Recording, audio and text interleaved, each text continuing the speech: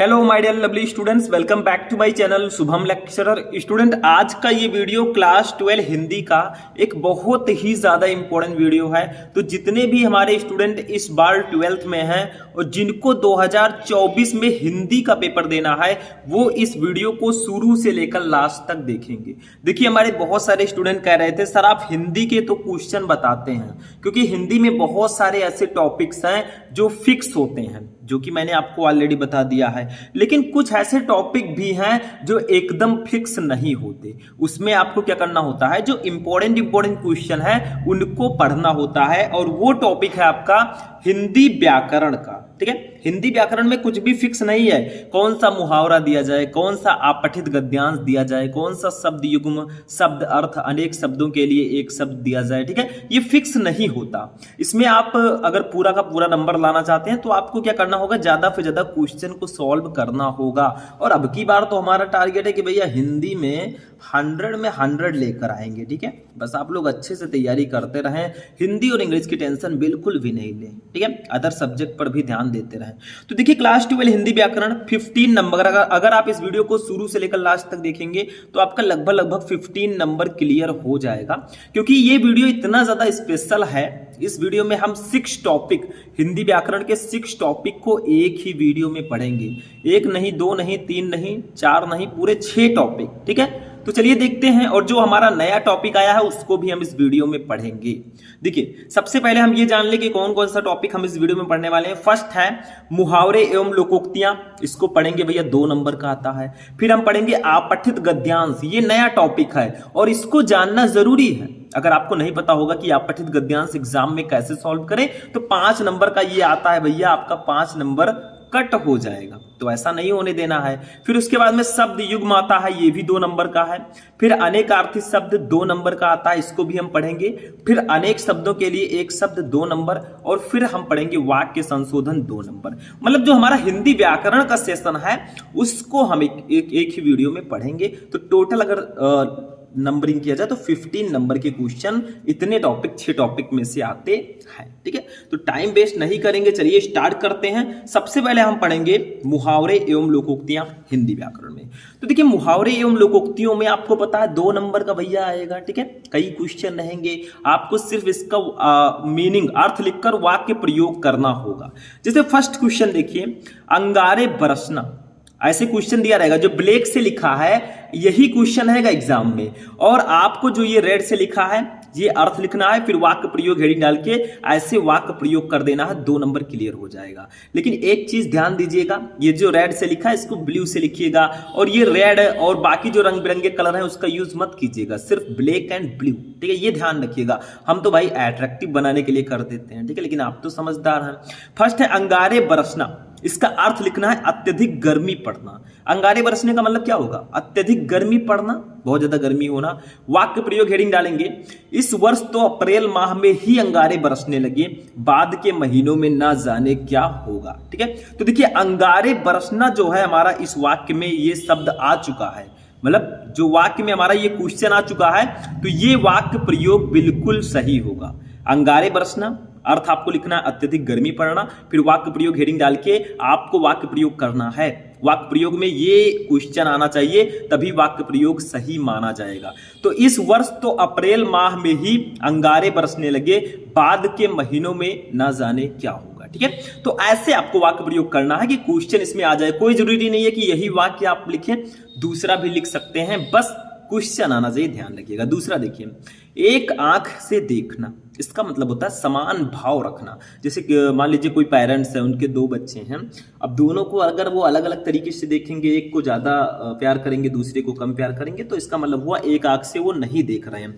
और अगर दोनों को बराबर प्रेम करेंगे तो भैया इसका मतलब एक आंख से वो देख रहे हैं दोनों को। ठीक है, समान भाव रखना। वाक्य प्रयोग हेडिंग डालेंगे, राज्यवर्धन एक दयालु एवं प्रजा पालक राजा थे, वे सभी को एक आंख से देखते थे। मतलब जो भी प्रजा थी या कोई भी था उनके यहाँ का, वो सभी को एक आंख से देखते थे, मतलब समान भाव वो रखते थे, किसी के लिए ऊंच नीच का भाव वो नहीं रखते थे। तो ये आपका जो क्वेश्चन है वो इस वाक्य में आ चुका है, ये आपका वाक्य प्रयोग बिल्कुल सही होगा। ठीक है, अब राज्यवर्धन की जगह पर और भी बहुत सारे राजा थे, किसी को भी आप लिख सकते हैं उनकी विशेषता के आधार पर। तीसरा देखिए, ऐसे मतलब जो मैं बता रहा हूं ऐसे आपको करना है। क्वेश्चन दिया रहेगा, अर्थ लिखना है, फिर वाक्य प्रयोग करना है, ये ध्यान रखिएगा। ठीक है। तीसरा देखिए कीचड़ उछालना, इसका मतलब होता है दोष लगाना। ठीक। वाक्य प्रयोग करेंगे, तुम एक साधु पुरुष पर कीचड़ उछाल रहे हो, तुम्हें शर्म आनी चाहिए। तो कीचड़ उछालना का मतलब होता है दोष निकालना, कोई दोष निकाल रहा है आपके अंदर, गलतियां निकाल रहा है। ठीक है, तो वो होगा कीचड़ उछालना। तो कीचड़ उछालना अर्थ होगा दोष लगाना। वाक्य प्रयोग हमने किया, तुम एक साधु पुरुष पर कीचड़ उछाल रहे हो, तुम्हें शर्म आनी चाहिए। ठीक है, इतने पवित्र साधु हैं, उनके ऊपर कीचड़ उठाना ठीक नहीं है। ठीक है। नेक्स्ट, अब हमारा मुहावरे एवं लोकोक्तियां कंप्लीट हो चुका है, मतलब 3 क्वेश्चन मैंने आपको बताए। अब ऐसा मत सोचिएगा कि यही 3 क्वेश्चन हम पढ़ लेंगे और हमारा 2 नंबर क्लियर। क्वेश्चन आपको और भी पढ़ना होगा, जो मैं आगे आगे पढ़ाऊंगा और पढ़ाता भी हूं। जो बच्चे हमसे रेगुलर जुड़े हुए हैं उनको मैंने ऑलरेडी बहुत सारे क्वेश्चन बता चुके हूं मैं। ठीक है, ऐसे से मैं सारे बताऊंगा। अब आता है हमारा सबसे इंपॉर्टेंट टॉपिक, जो है आपठित गद्यांश। ये 5 नंबर का आता है। अगर ये 5 नंबर आपको क्लियर करना है, ध्यान से समझिएगा, क्योंकि इसमें कैसे सॉल्व करना होता है, क्या करना होता है, वो मैं बताऊंगा।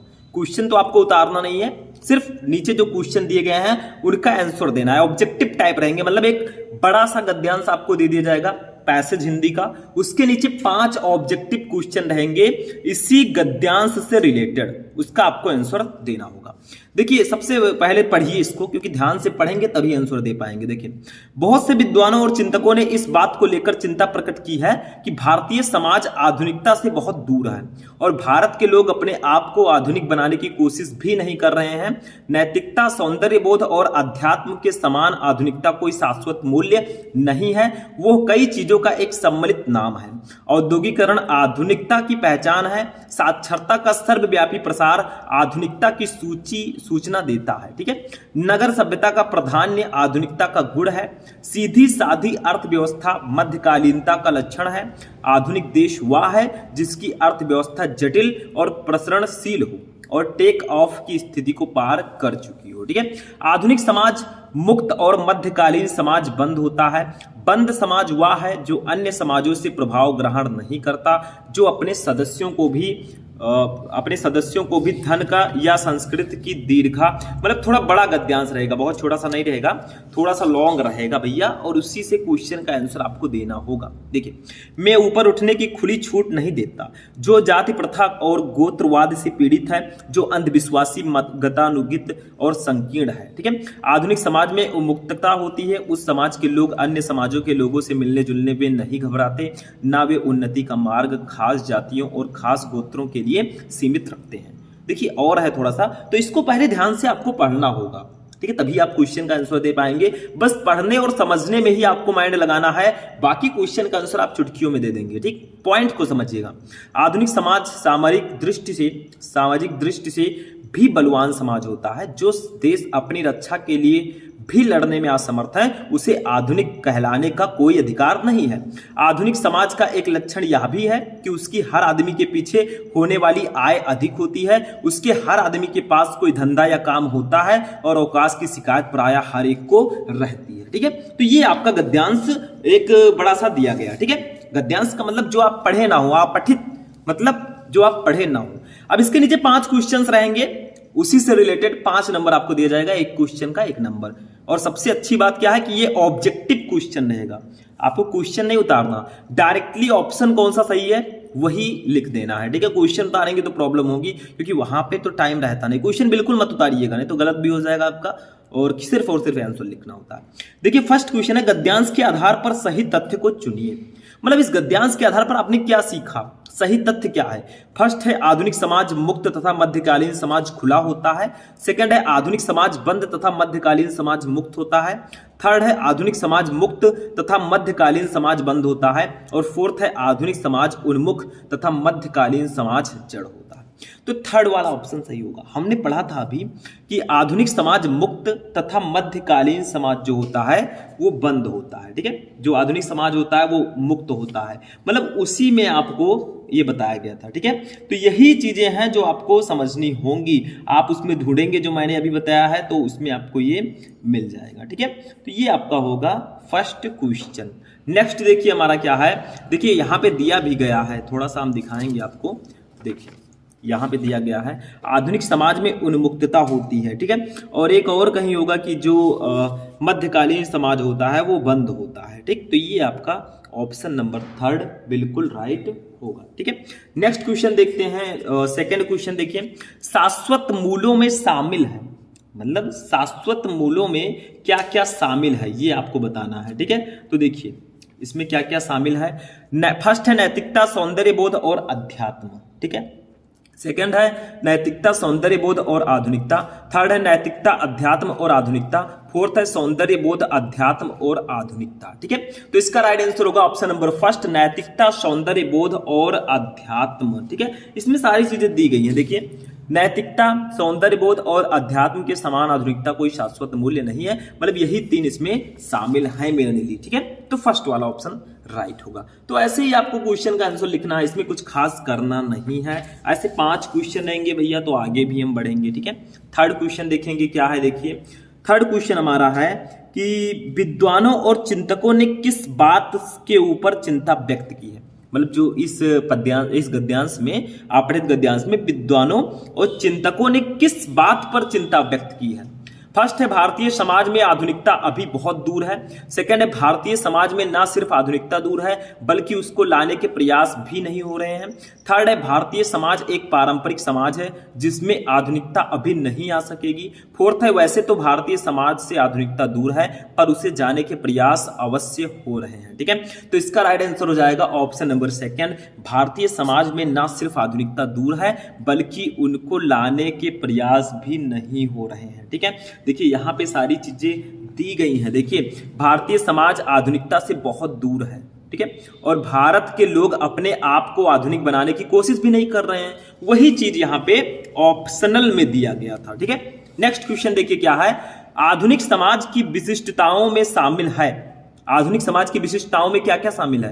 का है उन्मुक्तता, खा है सामरिक बल, गा है आलस्य, ठीक है। तो आपके पास ऑप्शन है, ये ऑप्शन नहीं है, ये फर्स्ट सेकंड थर्ड करके ऑप्शन दिया गया। देखिए उपयुक्त विकल्पों के आधार पर निम्नलिखित विकल्पों में सही विकल्प का चयन कीजिए, कौन सा शामिल है। फर्स्ट है का, खा और गा तीनों, क्या तीनों शामिल है, बताइए तीनों शामिल है। सेकंड है का और गा, कौन सा शामिल है।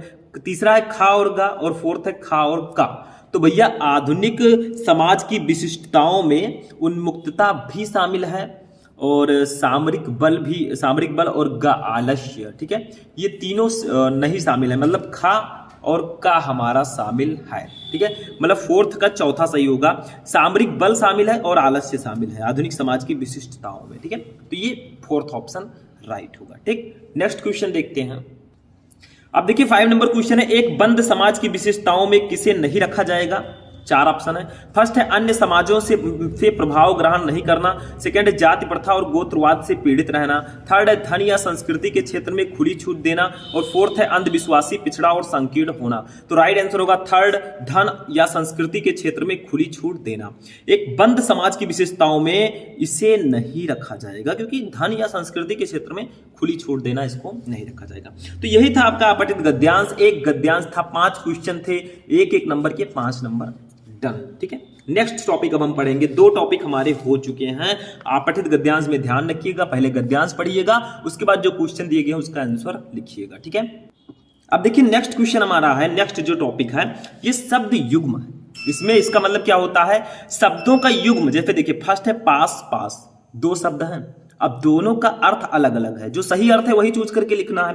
का है उत्तीर्ण और निकट, खा है निकट और जाल, गा है निकट और ऊंचा, घा है समीप और दूर। तो इसका राइट आंसर होगा ऑप्शन नंबर देखिए इस पास का मतलब होता है समीप, ठीक है, और इस पास का मतलब होता है जाल।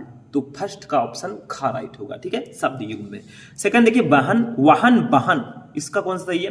का है ढोना भगनी, खा है बहना और बहनी, गा है ढोना और बहना, और घा है ढोना और ढहाना।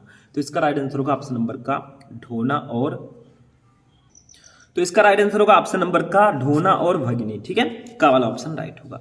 तीसरा देखिए अन्य अन्न, ठीक है, इसमें देखिए थोड़ा सा आप लोग दिमाग लगाइएगा, दोनों सेम नहीं हो सकते, ठीक है। ये अन्न लिखा है, आ धाना और ना, ठीक है, ये अन्न है और ये अन्य है, बताइए कौन सा सही होगा इसका ऑप्शन। ये अन्न है, अन्न इस प्रकार से देखिए, आ आधा ना और ना अन्न। तो का है अनाज और दूसरा, खा है भोजन और अनेक, गा है बेकार और दूसरा, घा है अनाज और भोजन। तो राइट आंसर होगा ऑप्शन नंबर का अनाज और दूसरा। अन्न का मतलब होता है अनाज और अन्य का मतलब होता है दूसरा। ठीक है, हो गया, ये भी हो गया। 3 क्वेश्चन समझ में आ गया। चलिए नेक्स्ट क्वेश्चन देखते हैं। नेक्स्ट क्वेश्चन है अनेकार्थी शब्द। देखिए आप लोग पर्यायवाची शब्द पढ़ते आ रहे हैं या शब्द अर्थ इसको बोलते हैं। इसमें क्या होता है, जैसे काल, काल को हम किन किन नामों से जानते हैं वही लिखना है। काल को हम समय भी बोल सकते हैं, मतलब एक ही शब्द के कई अर्थ होते हैं। काल समय को भी बोलते हैं, अकाल को भी बोलते हैं, मृत्यु को भी काल बोलते हैं, मृत्यु, ठीक है। और यमराज को भी काल बोलते हैं, भैया तेरा काल नजदीक है, यमराज आ रहे हैं, ठीक है। ये एक ही शब्द के कई अर्थ हैं, एक ही शब्द के कई नाम हैं, उसी को बोलेंगे अनेकार्थी शब्द। तीर, तीर को क्या क्या बोल सकते हैं, नदी के किनारे को भी तीर बोलते हैं, नदी का किनारा, ठीक है। तट, बाण को भी तीर बोलते हैं, ये बाण लिख दिया मैंने, बस हो गया। एक ही के कई नाम, 2 ही आपको लिखना है, 3 मैंने बता दिया। पतंग, सूर्य को पतंग बोलते हैं, सूर्य लिख सकते हैं इसका। पक्षी लिख सकते हैं, ठीक है। नौका लिख सकते हैं, उसके बाद में विष्णु लिख सकते हैं। तो पतंग के भी कई नाम है, सूर्य, पंछी, नौका और विष्णु, ठीक है, बस हो गया। यही होते हैं अनेकार्थी शब्द। नेक्स्ट टॉपिक देखते हैं, अनेक शब्दों के लिए एक शब्द। इसमें क्या करना है, अनेक शब्द के लिए एक शब्द बताना। जैसे देखिए, जिसका कहीं भी अंत ना हो, उसको एक वर्ड में क्या कहेंगे, अनंत। आपने पढ़ा होगा अनंत, जिसका कहीं भी अंत ना हो। दूसरा है जिसमें आसक्ति ना हो, उसे हम लोग बोलते हैं अनासक्त, अनासक्त, जिसमें आसक्ति ना हो वो अनासक्त होगा। तीसरा देखिए, नकली वेश धारण करने वाला, इसको बोलते हैं छद्मवेशी, छद्मवेशी, बस हो गया। एक शब्द में लिखना है, जैसे ऐसे ही आपको एक शब्द में लिखना होता है, अनेक शब्दों के लिए एक शब्द। जैसे जो ईश्वर में विश्वास रखता हो आस्तिक होगा, जो ईश्वर में विश्वास नहीं रखता नास्तिक होगा, ठीक है, ऐसे ऐसे, बस हो गया। नेक्स्ट टॉपिक, लास्ट टॉपिक, वाक्य संशोधन। मतलब वाक्य दिया जाएगा, उसमें गलती दी जाएगी फ्री में और उसको सही करके लिखना होगा। जैसे देखिए, ईश्वर सबका भाग विधाता है, इसमें गलती क्या है, बस वही समझिए। देखिए ईश्वर सही है, ईश्वर मैंने लिख दिया, सबका सही है, सबका भी लिख दिया। अब भाग विधाता नहीं होता भैया, भाग्य विधाता होता है, भाग्य विधाता, ठीक है। तो ईश्वर सबका भाग्य विधाता है, बस सही हो गया। यही गलती थी, भाग नहीं भाग्य विधाता होगा। दूसरा देखिए, वो लोग इधर क्यों आएंगे, तो इसमें भी गलती है, वो नहीं रहेगा, वे लोग रहेगा। आएंगे मतलब कई लोग हैं, तो वे लोग इधर क्यों आएंगे, ठीक है, आएंगे, बस हो गया। तीसरा देखिए, मां की आज्ञा के अनुकूल वह सो गया। इसमें गलती क्या है, अनुकूल नहीं लिखते हम लोग, मां की आज्ञा के अनुसार, मतलब उसी के अकॉर्डिंग वो सो गया, माता जी ने आज्ञा दे दी, सो जा बच्चा, सो गया। आज्ञा के अनुसार, कौन कौन इतना आज्ञाकारी है भैया, ठीक है, अनुसार वो सो गया। आज के ज़माने में ऐसे आज्ञाकारी लोग नहीं मिलेंगे। माता जी कहेंगी अब सो जा, तो फ़ोन लेकर उसको बढ़िया रजाई के नीचे बढ़िया आराम से लेकर सो जाएंगे, ठीक है। तो ये होता है आजकल, ठीक। माँ की आज्ञा के अनुकूल वो सो गया, तो माँ की आज्ञा के अनुसार वो सो गया, बस हो गया। यही हो गया, यहाँ पे हमारा काम समाप्त, ठीक है। आज के इस क्लास में हमने पढ़ा क्लास 12 हिंदी व्याकरण के 6 टॉपिक को एक ही वीडियो में, 3-3 क्वेश्चन पढ़ा, पठित गद्यांश पढ़ा। अब जीने के लिए और क्या चाहिए। तो आज की क्लास यहीं पर फिनिश होगी। इतने में 100 में 100 मिलने वाला है नहीं, आगे भी क्लासेस मैं देता रहूंगा और कई मैराथन क्लासेस में आपको प्रोवाइड करवा चुका हूँ, उसको देखिएगा। और जो मैं आगे प्रोवाइड कराऊंगा उसको भी देखिएगा, क्योंकि जब तक तोड़ेंगे नहीं तो भैया तब तक छोड़ेंगे नहीं। तो आज की क्लास यहीं पर फिनिश होगी, मिलते हैं नेक्स्ट वीडियो में नेक्स्ट टॉपिक के साथ। तब तक के लिए जय हिंद।